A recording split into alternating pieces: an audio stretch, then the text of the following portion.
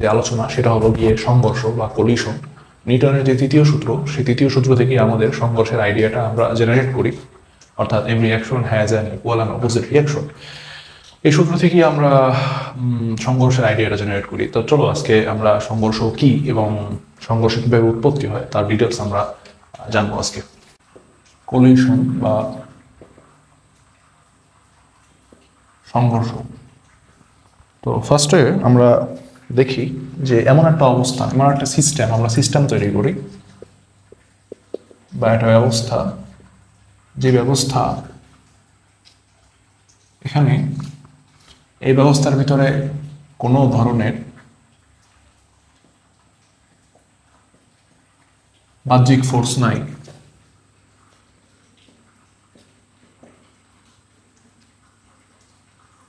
Like অভিকর্ষ ত্বরণ, তারপর ঘর্ষণ বল, তারপর এই যে বাতাসের বাধা, এই ধরনের কোনো কিছু নাই সিস্টেমটাতে। তো এই সিস্টেমটাতে আমি আরেকটু বর্ধিত করি। এখন তো দুটো বস্তু, বস্তু নম্বর 1 আর বস্তু নম্বর 2, এটা যে দুইটা বস্তু হইতে ব্যাপারটা এমন না, একাধিক বস্তু হইতে পারে, সমস্যা নাই, সেম সিস্টেম আর কি। তো এই দুটো বস্তু, একটা বস্তু এদিকে যাইতেছিল u1 বেগ যার ভর m1, আর এর হলো গিয়ে u2 বেগ যার ভর m2। তাহলে যদি কোনো বাধা না পায়, এই বস্তুটা চিরকাল u1 বেগ নিয়েই চলবে আর এই বস্তুটা চিরকাল u2 বেগ নিয়েই চলবে। অর্থাৎ কিছুক্ষণ যাওয়ার পর তারা একে অপরের সাথে সংঘর্ষে লিপ্ত হইল। এই যে সংঘর্ষে লিপ্ত হইল, পরবর্তীতে একজন v1 বেগ পাইল আর একজন বেগ পাইল v2, m1 m2। আচ্ছা, এই যে কলিশন হইল, সংঘর্ষ, এখানে টাইমিংটা খুবই কম পাওয়া যায়।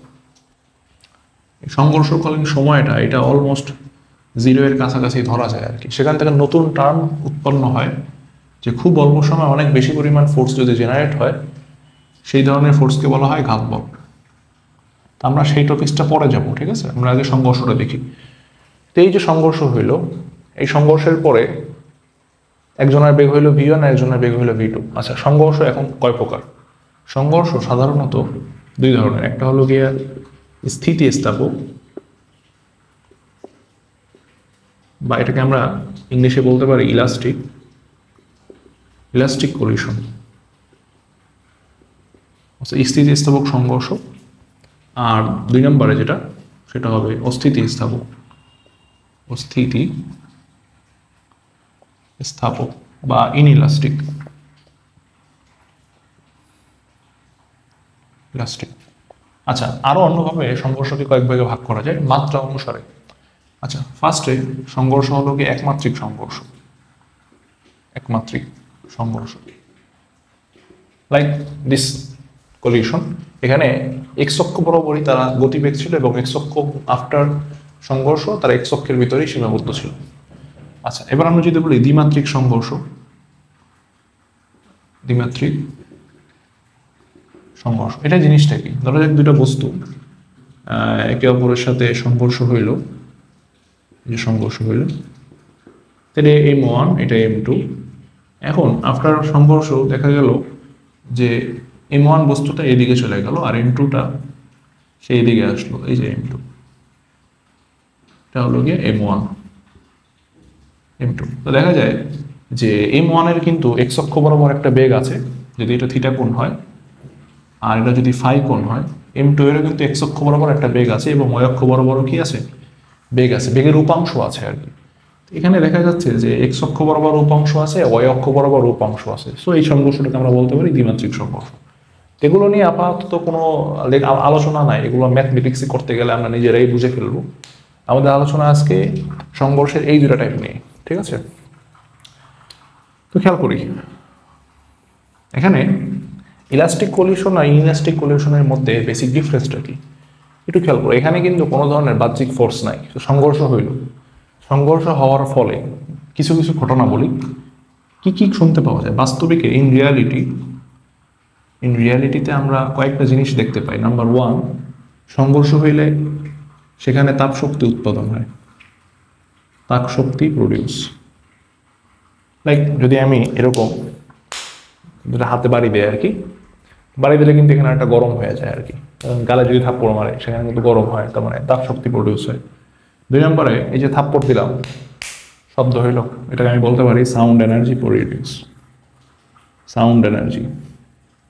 ঠিক আছে, যখন দুটা বস্তু একে অপরের সাথে টাচিং থাকে, এই টাচিং থাকা অবস্থায় তাদের থেকে আলাদা করতে হইলে কিছুটা হইলেও এক্সট্রা এনার্জি লাগে।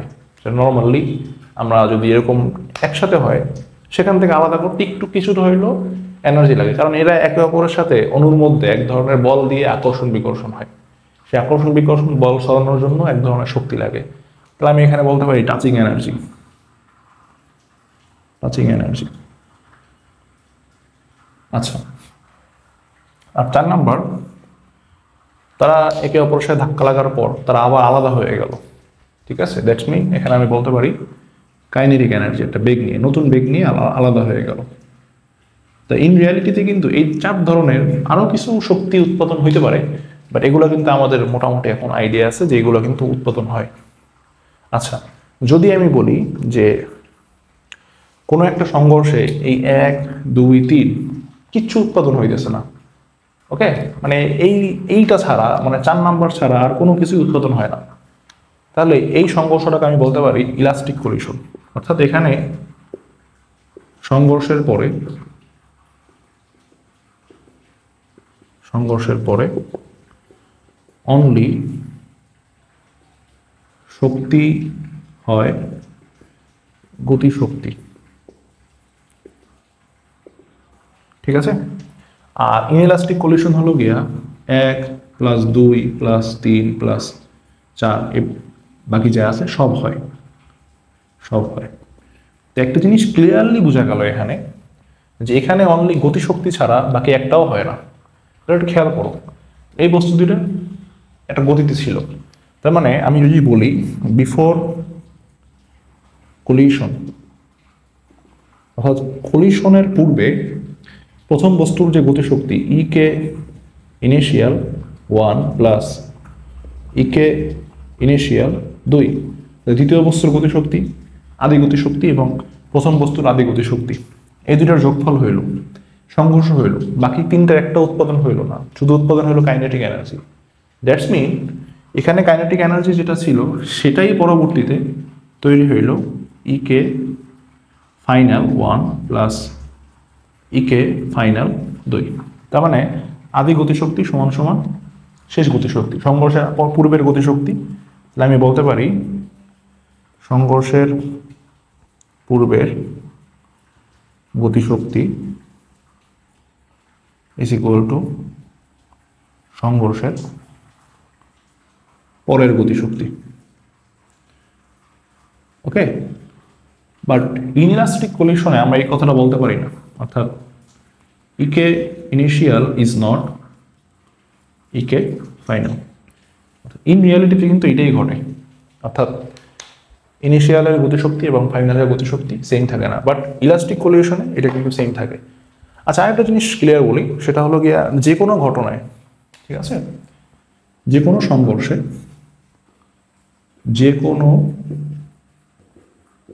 সংঘর্ষে, ভরবেগ সংরক্ষিত, এই একটা স্টেটমেন্ট। আর স্থিতিস্থাপক সংঘর্ষে গতিশক্তি সংরক্ষিত বা স্থিতিস্থাপক সংঘর্ষে গতিশক্তি সংরক্ষিত না, সেটা আমরা দেখতেছি। তাহলে এই কথাটা বলতে পারি গতিশক্তি সংরক্ষিত না, আর এখানে আমরা বলতে পারি যে গতিশক্তি সংরক্ষিত।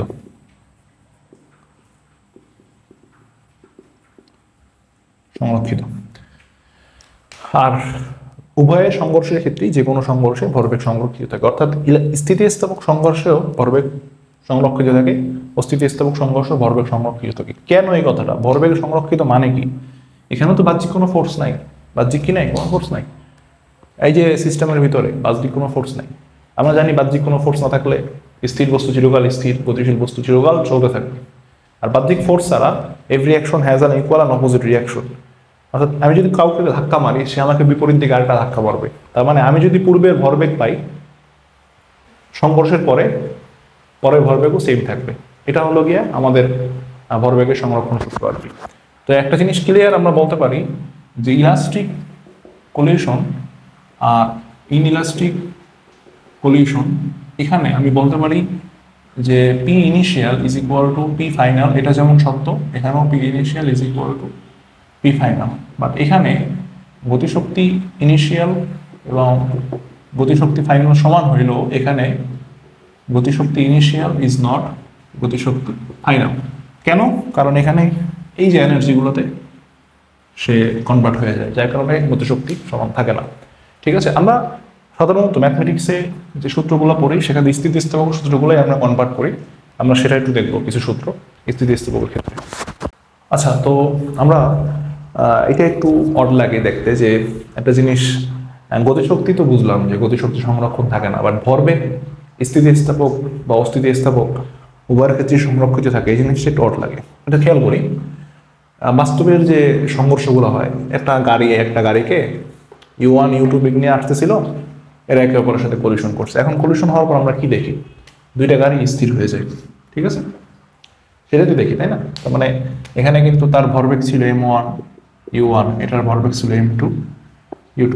এখন সংঘর্ষ হইল, সংঘর্ষ হওয়ার পর তো একজনের ভরবেগ M1 V1 এবং আরেকজনের ভরবেগ M2 V2 হওয়ার কথা ছিল, বাট তারা স্থির হয়ে যায়, তাই না? এমন কথা আছে স্থির অথবা স্থির হতো না যদি না তাদেরকে বাধা দেওয়া না হতো। তাহলে এখানে তারা বাধা দেয় কে?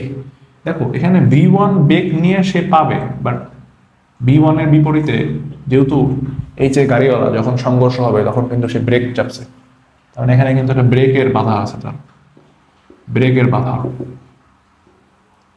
ঠিক আছে, নাম্বার 1। 2 নাম্বার হলো গিয়ে ব্রেক বাধা দেওয়ার পর এখন রাস্তার যে কর্ষণ বল, রাস্তার বাধা, রাস্তা বাধা। ঠিক আছে, 3 নাম্বার ঘর্ষণ হওয়ার পর দেখা যায় যে কোথাও গিয়ে আটকে পড়ে। ঠিক আছে, তার মানে কেউ একজন বাহ্যিক ফোর্স প্রয়োগ করে আটকিয়ে দেয়, বাহ্যিক ফোর্স প্রয়োগ করে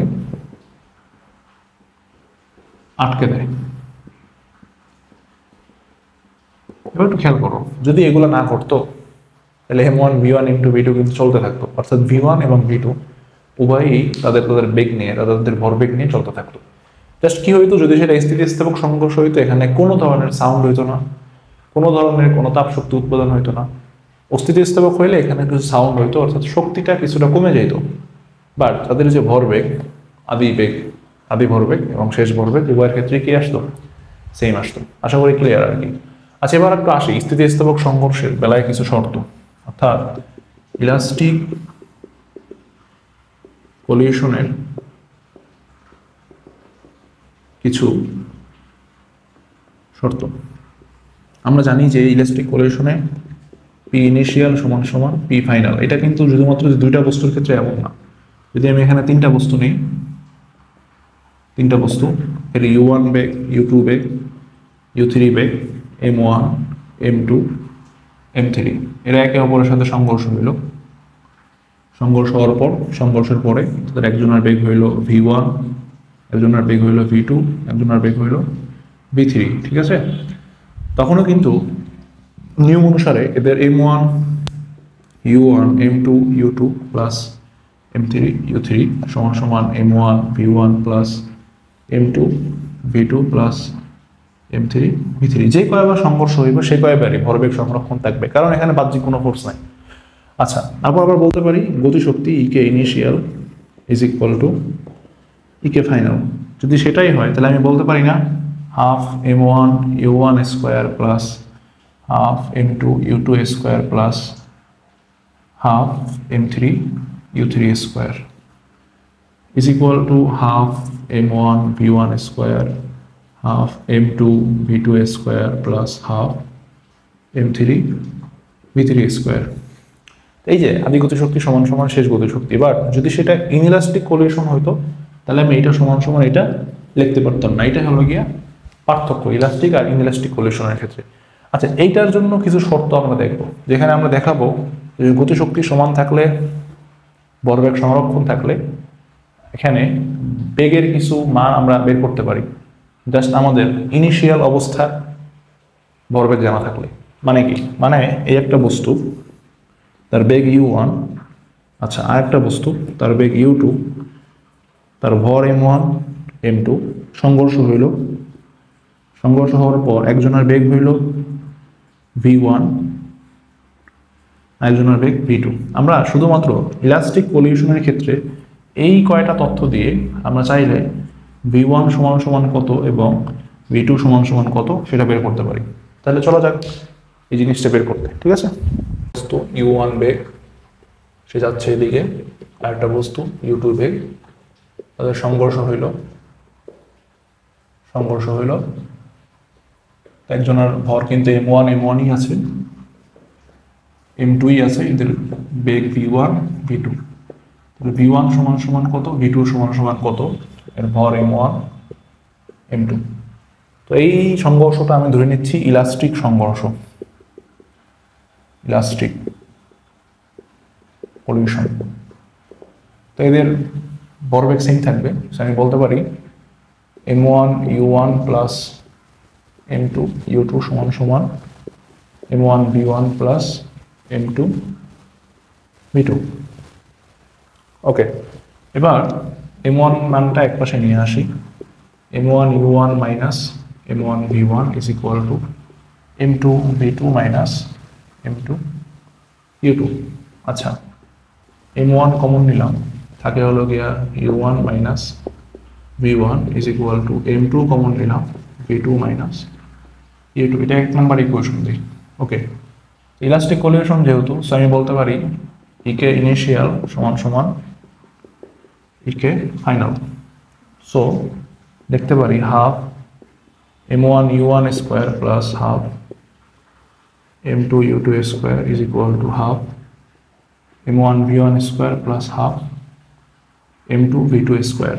আচ্ছা, উভয় পক্ষ থেকে হাফ হাফ কাটাকাটি যায়, কমন নিয়ে এখানে m1 u1 স্কোয়ার আর m1 v1 স্কোয়ার এক পাশে নিয়ে আসি, m1 u1 square minus m1 v1 square আর m2 v2 square minus m2 u2 square. আচ্ছা, এবার m1 যদি কমন নেই তাহলে এখানে থাকে u1 square minus v1 square, m2 common নিলে v2 square minus u2 square.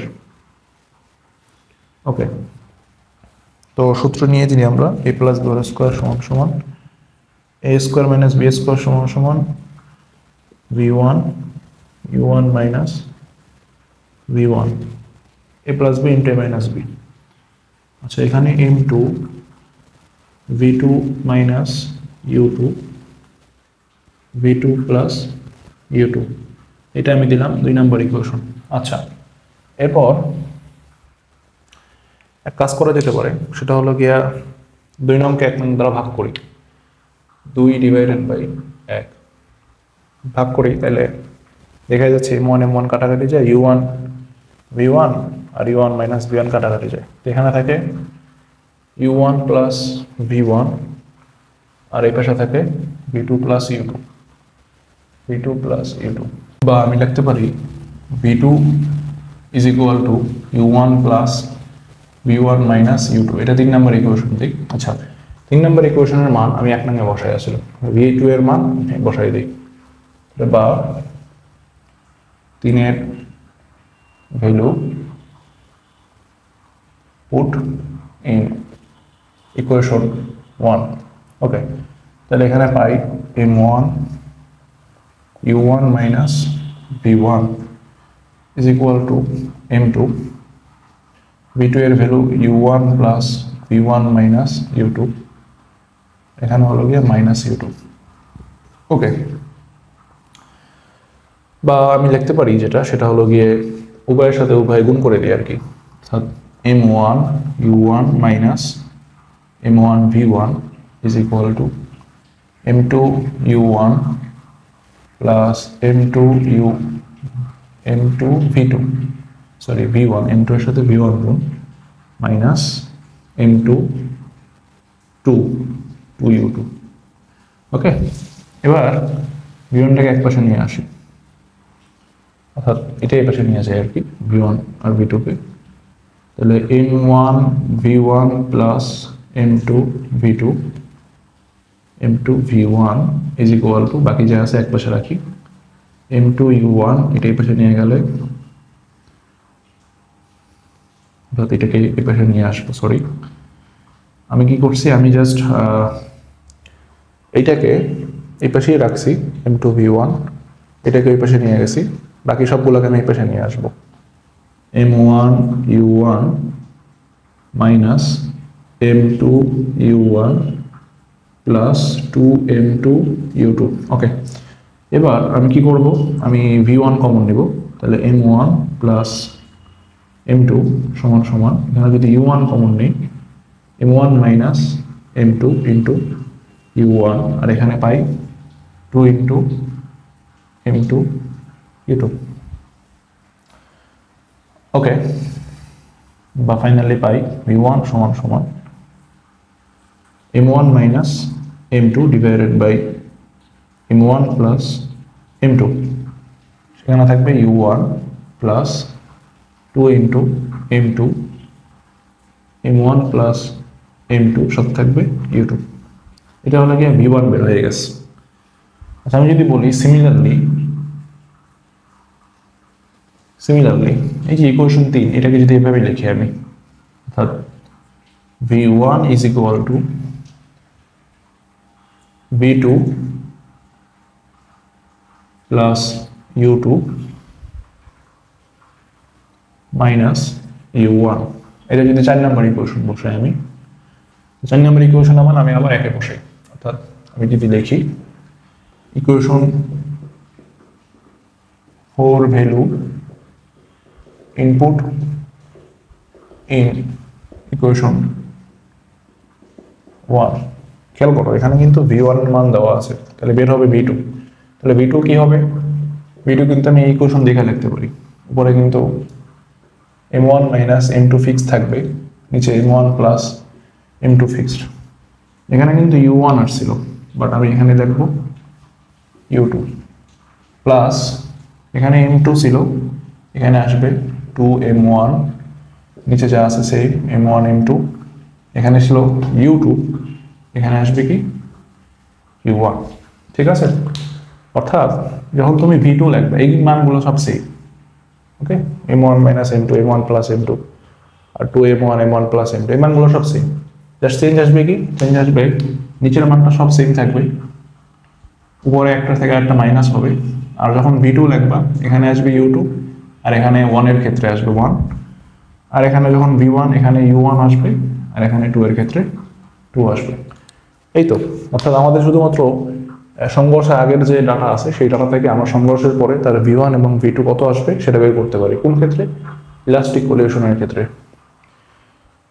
ওকে, আচ্ছা, এখান থেকে কয়েকটা কেস তৈরি হয়, যেমন একটা কেস হইতে পারে যে যদি আমি একটা বস্তু এরকম হয় যে বস্তুটা স্থির ছিল, অর্থাৎ u2 সমান সমান 0 ছিল, আরেকটা বস্তু ধাক্কা দিল u1, অর্থাৎ m1 আর m2, এই বস্তুটা স্থির ছিল, ঠিক আছে, মানে বেগ 0, তাহলে u2 যদি 0 হয় তাহলে এখন পরবর্তীতে v1 কত হবে, v1 খেয়াল করো u2 0, তার মানে এই টার্মটা পুরোটাই 0 হয়ে যায়, তো থাকে কি v1 সমান সমান m1 মাইনাস m2, v1 সমান সমান m1 minus m2 divided by m1 plus m2 into u1, অর্থাৎ যদি একটা বস্তু 0 থাকে বেগ, আর একটা বস্তু এসে ধাক্কা মারলো থাকে, তাহলে v1 অর্থাৎ প্রথম বস্তুর যে বেগটা হবে সেটা হলো গিয়ে এটা। ওকে, এবার দ্বিতীয় বস্তুর বেগটা দেখি আমরা, অর্থাৎ v2, একটু খেয়াল করো u2 তো 0, তাহলে u2 এই পার্টটা 0 হয়ে যায়, তাহলে v2 সমান সমান হয়ে যাবে কি, এই যে 2m1 u1 m1 plus m2। ওকে, তো দেখাই যাচ্ছে যে মোটামুটি প্রথম যে বস্তুটা তার বেগটা অনেক কমে যাবে দ্বিতীয় বস্তুর থেকে, অর্থাৎ স্থির বস্তু যেটা তার বেগ কিন্তু বাড়বে। তো খেয়াল করে দেখো এখানে নিচে m1 প্লাস m2, এখানেও m1 প্লাস m2, বাট এখানে u1 আছে, এখানেও u1 আছে। ওকে, বাট এখানে কিন্তু একটা থেকে একটা মাইনাস হয়ে আর এখানে গুণ হয়ে তারপর v2, তার মানে v2 অবভিয়াসলি বড় হয়ে যাবে বেগ আর কি, যদি এরকম হয় যে m1 এর মান m2 এর থেকে বড় আর কি, অর্থাৎ m1 যদি m2 এর থেকে বড় হয়, অন্যথায় না। যদি m2 বড় হয় তখন কিন্তু এখানে ঋণাত্মক মান চলে আসবে, তখন ব্যাপারটা ভিন্ন। এই কেসটা কখন হবে? m1 is greater than m2 যদি হয়, অর্থাৎ প্রথম বস্তুটার বেগ কমে যাবে, পরের বস্তুটার বেগ প্রথম বস্তুর থেকে বেশি হবে। ক্লিয়ার?